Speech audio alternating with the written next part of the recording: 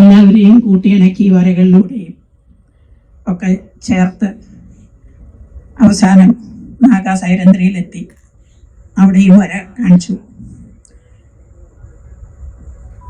പൊതുവെ പറഞ്ഞു കഴിഞ്ഞാൽ ഇതൊരു നല്ല ഡോക്യുമെൻ്ററി തന്നെ ഞാൻ പറയാം. ഞാൻ സാധാരണ ഡോക്യുമെൻ്ററീസ് സിനിമയൊക്കെ കാണുന്ന വ്യക്തിയാണ്. ഞാനൊന്ന് പരിചയപ്പെടുത്തിക്കോട്ടെ. എൻ്റെ പേര് വിജി. ഞാനൊരു റൈറ്ററാണ്. കുറച്ചൊക്കെ അഭിനയിക്കുന്ന കൂട്ടത്തിലുമാണ്. അതുകൊണ്ട് സിനിമയെ ഞാൻ ശ്രദ്ധിക്കാറുണ്ട്. മാത്രമല്ല സോഷ്യൽ മീഡിയയെ ഞാൻ ശ്രദ്ധിക്കാറുണ്ട്.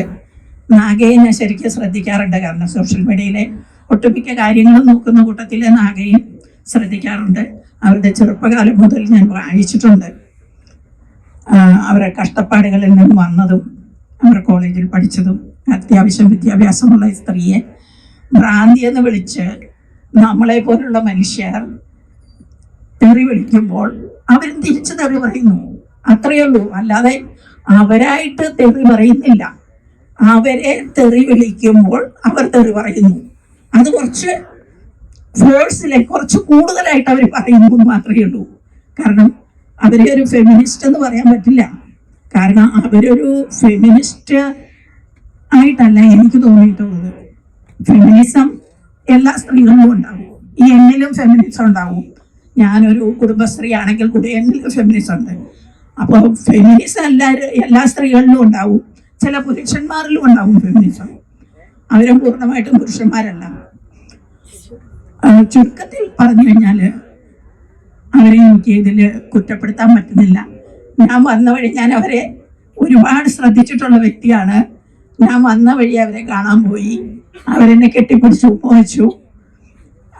എന്നിട്ടാണ് ഞാൻ തിരിച്ചിവിടെ വന്ന് സീറ്റിലിരുന്നത്. കാരണം ഞാൻ അവരെ ഇഷ്ടപ്പെടുന്നൊരു സ്ത്രീയാണ്. അവർക്ക് പറയാനുള്ളത് അവർ പറയുന്നു, തുറന്നു പറയുന്നു. അവരെ തെറി വിളിക്കുന്നവരെ അവർ തിരിച്ചു വിളിക്കുന്നു. അങ്ങനെ തന്നെയാണ് വേണ്ടത്. നമ്മളൊരു ബസ്സിൽ പോലും യാത്ര ചെയ്ത് കഴിയുമ്പോൾ നമ്മളെ തട്ടിയും മുട്ടിയും നിൽക്കുന്നവരോട് നമ്മൾ പ്രതികരിക്കാതിരുന്നാൽ തിരിച്ച് നമുക്കത് തന്നെ കിട്ടും. നമുക്ക് കിട്ടുമെന്ന് മാത്രമല്ല, മറ്റുള്ള സ്ത്രീകൾക്കും അത് കിട്ടും. എല്ലാ പുരുഷന്മാരും അങ്ങനെയല്ല. വിരലിൽ എണ്ണാവുന്ന പുരുഷന്മാർ മാത്രമേ ഉള്ളൂ അങ്ങനെ മോശമായിട്ടുള്ളവർ. പക്ഷേ അവരെ പോലെ വേറൊരു പുരുഷനും ആവരുത്. അതിനു വേണ്ടിയിട്ട് നമ്മൾ പ്രതികരിച്ചേ പറ്റൂ. ഞാനതുകൊണ്ട് അവരോട് എപ്പോഴും അനുകൂലിക്കുക തന്നെയാണ് ചെയ്യുന്നത്. ഈ ഡോക്യുമെൻ്ററി എനിക്ക് വളരെ ഇഷ്ടമായി. നല്ലൊരു ഡോക്യുമെൻ്ററി എന്ന് പറഞ്ഞുകൊണ്ട് ഞാൻ നിർത്തുന്നു. നമസ്കാരം. എന്തെങ്കിലും ചോദിക്കാൻ തോന്നുന്നുണ്ടോ? അതിൽ എന്തെങ്കിലും ആ ഒരു ആസ്പെക്റ്റുകൾ അവരുടെ ജീവിതവുമായിട്ട് ബന്ധപ്പെട്ടിട്ടുണ്ടെന്ന് ആർക്കെങ്കിലും? അവർ പറയുന്നു ഒരു മാഡാണെന്ന് ആൾക്കാർ പറയുന്നു. പക്ഷെ അതല്ലാതെ വേറൊരു തലത്തിൽ അതിനെക്കുറിച്ച് എന്തെങ്കിലും ചോദിക്കാൻ ആർക്കെങ്കിലും, സിനിമ കണ്ടവർക്ക് ആർക്കും?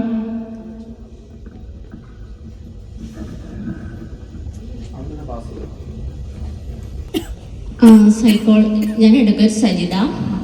ഞാൻ കാണാറുണ്ട്, നിങ്ങളുടെ ഫേസ്ബുക്കിലൊക്കെ കുറച്ചായിട്ട് കാണാറില്ല. സൈക്കോളജിക്കലി തന്നെയാണ് പറയാനുള്ളത്. കാരണം ഇതിന് അൾട്ടിമേറ്റായിട്ട് ഇതൊരു ആത്മീയ മീൻസ് നമ്മൾ കാണിക്കുന്ന ട്രഡീഷണൽ ആത്മീയ പരിവേഷങ്ങളൊന്നും അല്ല ഇവിടെ കാണിച്ചിരിക്കുന്നത്. കാരണം നമ്മൾ ജീവിക്കുന്ന ഈ ഒരു ഭൂമിയിൽ എങ്ങനെയാണ് മനുഷ്യന് എക്സിസ്റ്റ് ചെയ്യേണ്ടതെന്നുള്ളതാണ്. എന്തായിരിക്കണം അവൻ്റെ യഥാർത്ഥ കാഴ്ചപ്പാട്? കാരണം ഇപ്പം ഇതിൽ ഇവർക്ക് വന്നിരിക്കുന്ന ഒരു ഇതെന്ന് വെച്ചാൽ മാനസികമല്ല, യഥാർത്ഥത്തിൽ ഈ ഭൂമിയിലെ എക്സിസ്റ്റൻസിനെ തിരിച്ചറിഞ്ഞ അവര് ഇടപെട്ട ആ തലങ്ങളിലെല്ലാം അവർക്ക് ഈ സമൂഹത്തിൽ നിന്ന് എന്താണ് ലഭിച്ചത്, ഒരു മനുഷ്യൻ എന്ന രീതിയിലുള്ള, എസ്പെഷ്യലി ഒരു ലേഡി എന്ന നിലയിൽ അവരെന്ത് ഫേസ് ചെയ്തു, എന്താണ് അവർക്ക് ലൈഫിൽ ഉണ്ടായിരിക്കുന്ന ഒരു ഫീഡ്ബാക്ക്, അത് ആ ടൈമിൽ അവർ പുറത്തേക്ക് കൊടുക്കണം എന്ന പലർക്കും തിരിച്ചറിവുകൾ ഉണ്ടാവുന്നുണ്ട്. ജീവിതത്തിൽ പല അനുഭവങ്ങൾ വരുമ്പോഴും തിരിച്ചറിവുകൾ ഉണ്ടാവുന്ന മനുഷ്യരുണ്ട്. പക്ഷേ അത് സമൂഹത്തിൽ കൊടുക്കുക എന്ന് പറയുന്നത് എല്ലാവർക്കും സാധിക്കുന്ന ഒരു കാര്യമല്ല. അപ്പൊ ഇന്നത്തെ കാലത്ത് സോഷ്യൽ മീഡിയ യുഗമായതുകൊണ്ട് അവരതിനെ യൂസ് ചെയ്തു. ഒരു സ്ത്രീയും കൂടിയാണ് അവര്.